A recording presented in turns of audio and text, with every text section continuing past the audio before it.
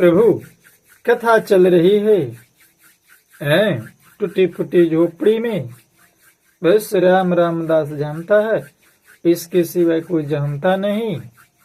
और उधर नारद जी हिमाचल के घरे आए हैं और पार्वती माता के हाथ को देख करके बहुत सी बात बताए हैं।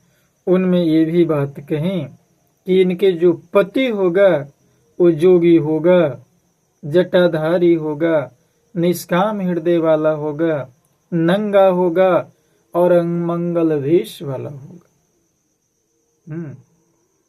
वो गुणहीन होगा, मानहीन होगा, माता पिता विहीन होगा, उदासीन होगा, संशयहीन होगा। जोगी जटिल अकाम मन, नगनय मंगल अवेश,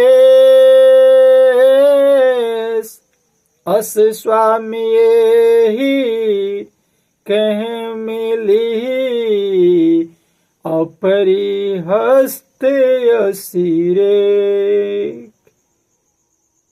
चिंता हो गई, लेकिन मां भवानी उमा पार्वती मन ही मन हर्षित हो। सबों ने सोचा कि नारद की वाणी के भी झूठी नहीं हो सकती। ये भगवान के विशेष पार्षद हैं, अंगरक्षक हैं, ये नजदीक के क्लर्क हैं। उन्होंने ये भी कह दिया कि कहे मुनीस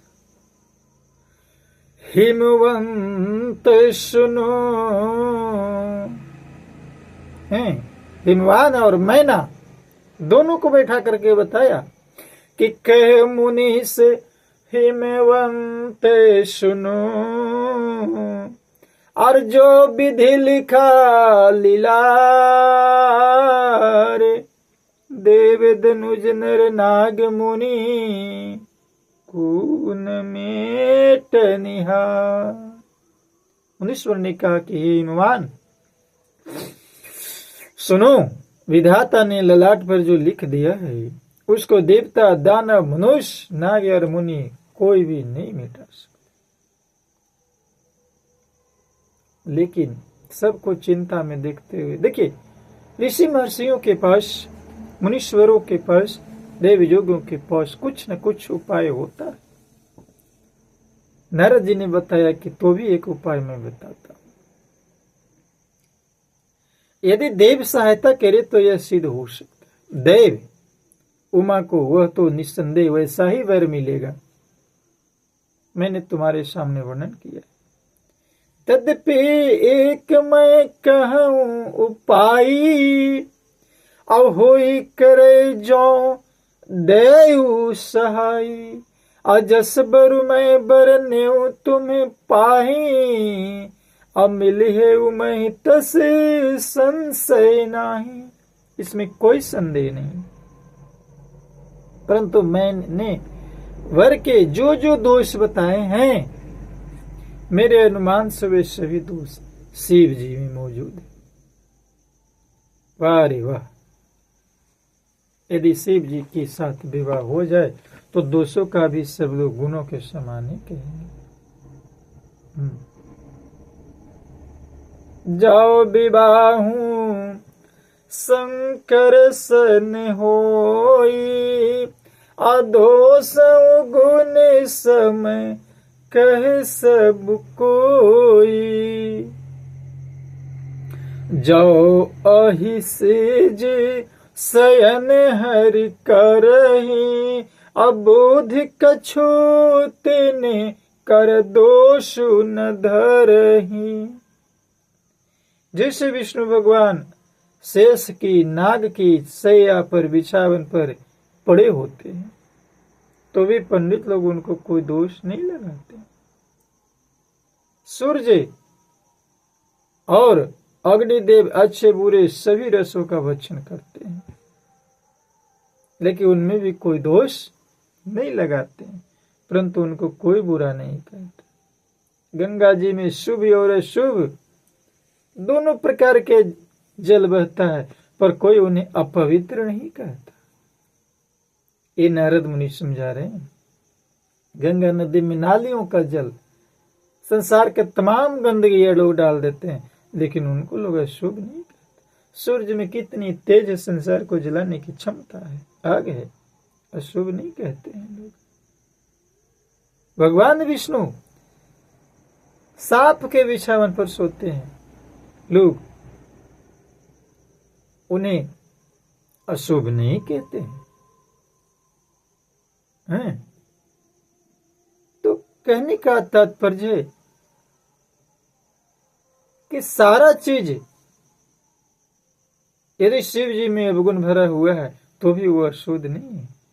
उन्होंने समझाया कि वो सूर्य, अग्नि और गंगा जी भांति समर्थ को कुछ दोष नहीं लगता है, जो समर्थवान है।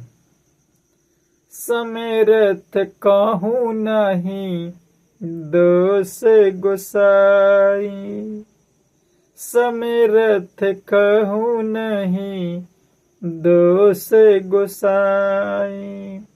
रवि पावक सूर्य सरी की नाई, पवन जगावत आग को दीप ही देते बुझाई। समृद्ध, समर्थवान, मजबूत को कोई दोष नहीं देता। इसलिए शास्त्र कहता है सामर्थ्यवान बने, मजबूत बने। किससे? ईश्वरीय शक्ति से। ईश्वरीय शक्ति असंभव को संभव कर देती। अतः प्रार्थना ही पारसमणि, प्रार्थना ही कामधेनु बताया गया है। ईश्वरीय शक्ति असंभव को संभव कर देती। कर्म ही कामधेनु और प्रार्थना ही पारसमणि। दस बोल रहा था, कर्म ही कामधेनु और प्रार्थना ही पारसमणि। ये हमारी ऋषि नारद जी का कथन है कि समेरथ कहूँ नहीं दोष गोसाई। समेरथ कहूँ नहीं, अपने आप को सामर्थ्यवान बनाइए, दोष गोसाई। और भी पावक सूरी सरी की नाई, जौवस ही सिहा करही नरे अजड़ विवेक अभिमान। जो अस ही शीशा करही नरे अजड़ विवेक अभिमान। अपर ही कलप भरी नरक महू, जीव की इस समान, जीव की इस समान। यदि मूर्ख मनुष्य ज्ञान के अभिमान से, देखिए अभिमान शब्द आया है, इस प्रकार होड़ करते हैं तो वे कल्प भर के लिए नरक में पड़ते हैं। भला कहीं जीव भी ईश्वर के समान सर्वथा स्वतंत्र हो सकता है। गंगा जल में भी बनाई हुई मदिरा को जानकर संत लोग कभी उसका पान नहीं करते, क्योंकि मदिरा तो मदिरा होता है ना।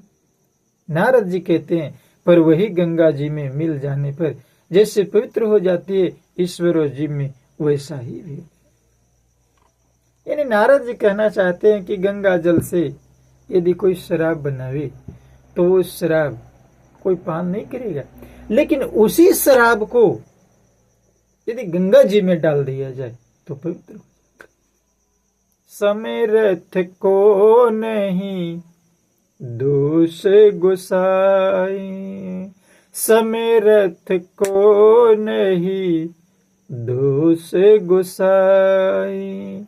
समेरथ को नहीं दोष गोसाई।